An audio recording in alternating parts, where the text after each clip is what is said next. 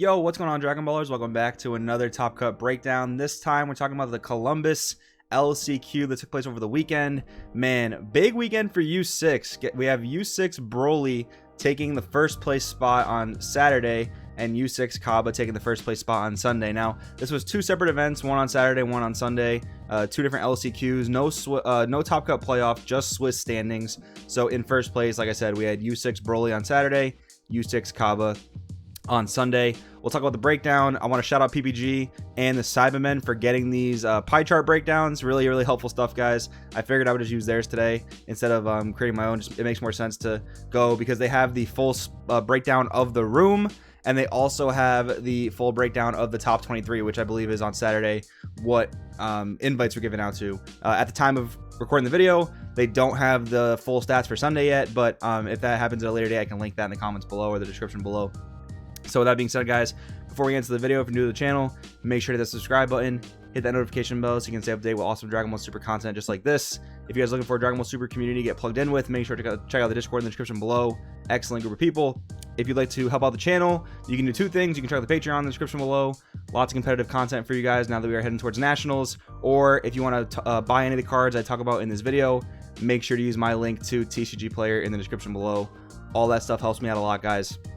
Really appreciate it. With that being said, we will look at these breakdowns. So for the room on Saturday, the entire room, I believe it was about 100 players, that we have this following breakdown. So 11 Purunga and 11 Shenron, pretty much meaning 22 Shenron based boss monster decks in this top spread. We can imagine that pretty much all the Purungas were ramp variants because you can't really play Shenjita with Purunga. You don't have that triple strike or triple attack and power.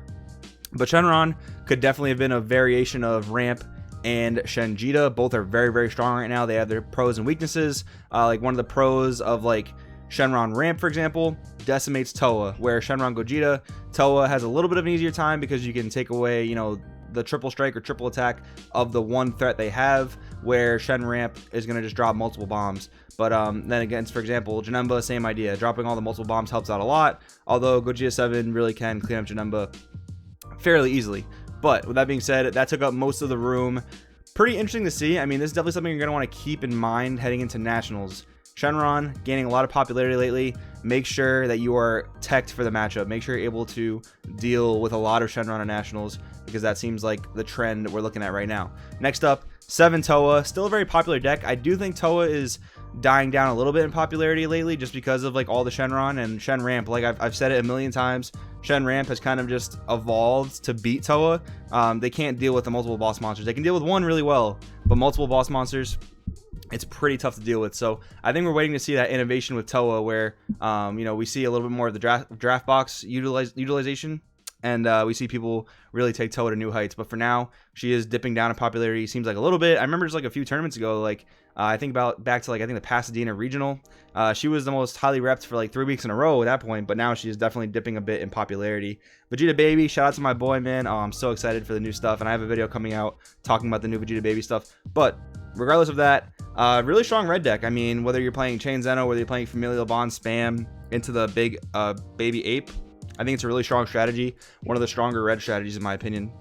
Yellow Broly at 11 spots. So basically a three-way tie between Purunga, Shenron, Yellow Broly in the room. So again, remember, this is overall representation. This is what everyone in the room was playing, not the top cut. So 11 Broly's in the room, and that's so many different variants, guys. We have like Red Yellow Apes, U6 Broly, Broly Height of Mastery. That's just a few of the many different variants this leader can play because he's so generically powerful. But yeah, make sure you're also teched out for that. I mean, it's a lot of stuff. It's really hard to side deck for all the different variants they could have, but make sure you know what your decks are losing to, what your decks are winning against, and how you can sideboard accordingly. And next up, 4 starter Broly in the room as well. This deck actually made a few waves over the weekend. I think it was in the second place of Saturday. Don't get me wrong. Don't quote me on that if I'm wrong, but I do believe it was in second place of the LCQ on Saturday. And this deck is really strong. I mean, there's not a ton of removal in the format. Like, you think of like Toa, yeah, it has a lot of removal, but like Shenron, Janemba, U6 Broly, they don't really have a whole ton of hard removal. So an aggro deck like Starter Broly can really thrive in that type of environment. So I think this is a deck that will kind of dip in and out of the format. Like when you do see high amounts of removal, you probably can't really play it very safely. But in a low amount of removal like we have right now, I think Green Broly is in a really good position.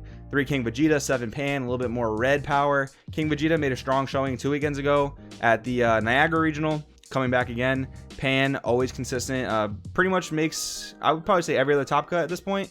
It's in and out of top cut, but I think it depends on the pilot. Like a well-versed pilot in Pan can definitely go very far. 3 Mass Sand next to 3 Janemba. Not a lot of Janemba in the room, very surprisingly. Another deck that's like dipping off in popularity. Very interested to see that for sure.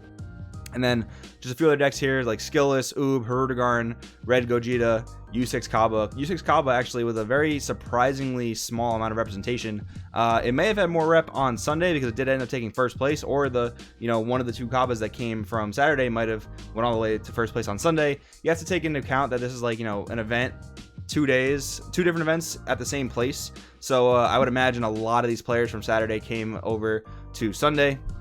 Not all, but probably many.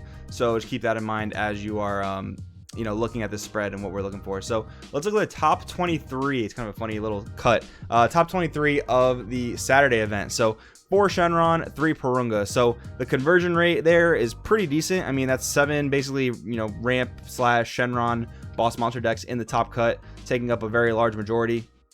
Yellow Broly with 5 spots. Again, it's like same, very good conversion rate from the spread of the room to the top cut. So again, I think we pretty much know this at this point for as long as this format's been going, since draft box, but even a little bit before draft box, Shenron ramp and Porunga ramp and Shenjita have been doing very, very well. But of course we know that the introduction of UI Goku is helping out Shenjita quite a bit, kind of give it a little bit more boost in power.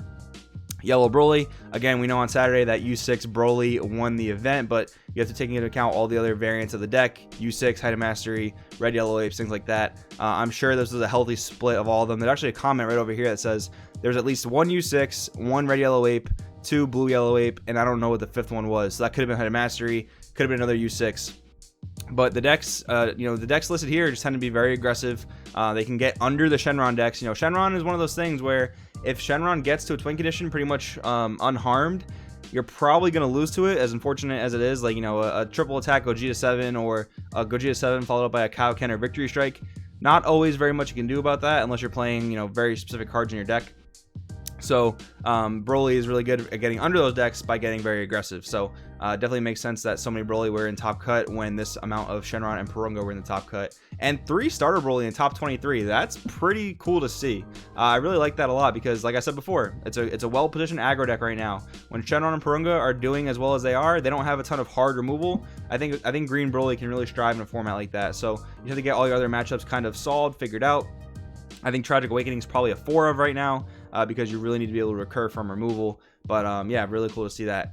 2 Toa, we're gonna see it all the time. Like it's one of the best fair decks in my opinion. Unfair kind of being like Shenron basically. Maybe you can throw Broly in there, maybe you can throw Janemba in there just because of the way they play the game. But Toa, in my opinion, one of the best fair decks. A solid hand control deck for sure, and hand control is very, very strong in the Dragon Ball Super card game, where you rely on combos, you rely on having the ability to out advantage your opponent for a lot of wins. So Toa makes sense that we see it. Pan, again, like I said before, a seasoned Pan player can take the deck very, very far, so no surprise to see it there. But I don't think this is the deck you can just take and say, all right, Pan, I think it's the best deck in the room, I'm going to take it and play it, take it to the top. No, I think this is a deck that you have to have practiced for a very long time. You'll be very comfortable with red. You don't have a lot of the privileges of other decks in terms of like energy manipulation or flashy boss monsters. You have to be really efficient at the game, and I think Pan rewards you very, very well for that. Of course, Chain Zeno is like a busted combo, but there's a lot of counterplay in the format in terms of like Denial of Hope. Sometimes you see Predator Strike, maybe in like Starter Broly. Also like Chomp the Trickster and Vegeta the Cruel. They can kind of mess you up after a decently timed Chain Zeno. Oob, we've actually seen Oob top the last few events if I'm not mistaken, like maybe 1 or 2 of them. And another deck that just draws a lot of cards. It's mono blue. I think Tien is kind of falling out of favor right now, especially because Janemba is falling out of favor. So that makes sense why Oob would be in this top cut spread. 1 Janemba, 1 Vegeta Baby, nothing we haven't seen before. And actually it looks like 2 Skillless, 2 Kid Goku. Again, this could be any type of variant. It could be blue yellow, it could be mono yellow. We've seen both of those types of builds topping recently. I've seen some people experimenting with red green Kid Goku. I've seen people experimenting with mono red. So this could have been a number of things, but overall, I love that this information is getting out easily and availably. Really appreciate it, PPG and Cybermen. Thank you so much. But overall, I mean, the format has not really shifted too much. We're seeing a lot of the same decks. I think the only real big difference we saw that I kind of talked about in the last week's video about the top 6 rogue decks, it seems like Kaba has been pushed out of the format in terms of being one of the big 4. Earlier in the format, I talked about the big 4 being Shenron, Janemba, Toa, and U6. Now it looks like it's starting to rearrange a little bit. It looks like Kaba has gotten pushed out in favor of Broly, whatever variant of Broly you might be having. Then we have Shenron, Purunga, and Toa and Janemba also taking a little bit of a dip in popularity too. So I would probably call the big 4 at this point. Whatever flavor of Shenron you want to call it, whatever flavor of Broly you want to call it, and then Toa, and then maybe Janemba, but I don't even know. Maybe the big 3 is just Shenron, Broly, Toa. But let me know what you guys think in the comments below. What are you guys thinking about this going into nationals? Really want to hear you guys' thoughts. Thank you so much, guys. I'll see you next time. You know, these Top Cut breakdown videos are probably my favorite ones to do, mostly because it feels like news reporting. I mean, as lame as that sounds, like we're playing a card game, what most people would consider like a hobby, and to be able to report on it almost like an esport or like a football game, like that's pretty cool. Like this stuff matters, you know, there's money on the line, there's competitive things going on. Like it's really cool to just be able to report on that and give you guys information and give my spin on it, give my opinion on it. Hope you guys enjoy it. And I'm going to keep doing it as long as I can. Really, really love this stuff.